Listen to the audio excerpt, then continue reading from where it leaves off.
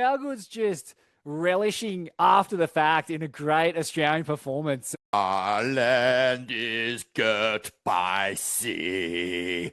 Girt, grit, all of it.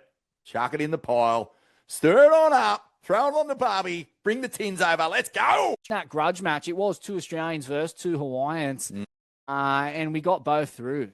How's them apples? Rabs would be proud, and really like one of the most satisfying performances by an Aussie at pipe I've seen from GP in that one. Just refused to die, kept swinging from start to finish. And it just goes to show, like, if you're willing to push that hard and surf with that much desire and desperation and simply want it more than your opponents, you're going to get the rub more often than not. And it's going to come in circumstances as dramatic as this, as good as it gets. Oh, come on. Straight into the corners next, Fawn, and Morgs opens with a sick pipe nub for a 6-6-7, then gets that crazy quintessential backdoor fade line, gets in early, buries a firm rail off the bottom and gets a sick line through a unique backdoor chamber for a 9. No claim, just pure focus and intensity. And it's just, at this point, really crystallizing the fact that when the waves pump, Australians go well. It's really our forte, quality conditions, mate. We don't surf past if we don't have to on this big island. There's cooking slabs and pits all over the joint. We're at home in these kinds of conditions, and Morg represents us well here. He's sitting on a 15.67, which is the same total as his round of 32 heat. He backdoors another pipe dagger, gets the stand tall, crazy hack into the coping, and a sick closeout belt onto the bricks for an 8.5. Blows Josh Moniz' mind with the closeout belt into that shallow psycho convergence at backdoor. Griff answers with a pretty psycho backdoor stand tall to doggy door of his own, but it's all Morgs in the quarters. Morgs. And by this stage, as I'm watching this play out, Smithy, something is a stirring. Something is a building, and it is a sense of deep and absolutely shameless patriotism, mate. The rest of the crew are basically invisible to me.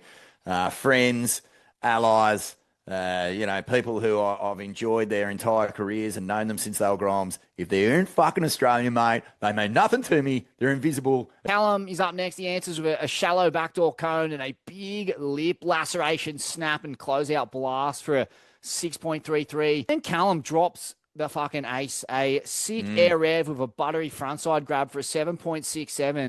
And basically outpunts Eli Henneman and Griffin for the win. I mean, these guys, they had like, half a dozen attempts between them. Couldn't stick anything.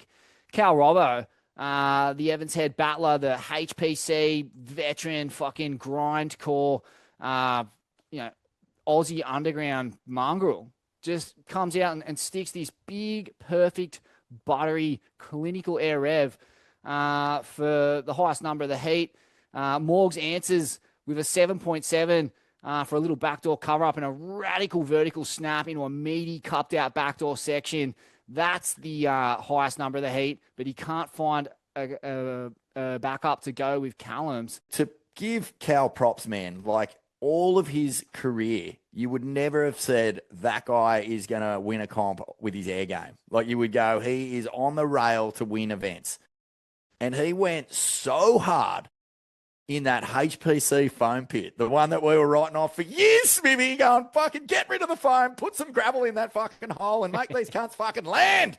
Well, guess what, dude? It just won a Changers because he has worked so hard on that element of his surfing. And this is really where you don't see what Cal does behind the scenes, man. Like, he's at that joint, training the house down, getting in the reps. He trains, like you said, like a first-grade rugby league player. Like, he's got the spew bucket next to him. He's going that hard. And it's not just the muscle and the stamina.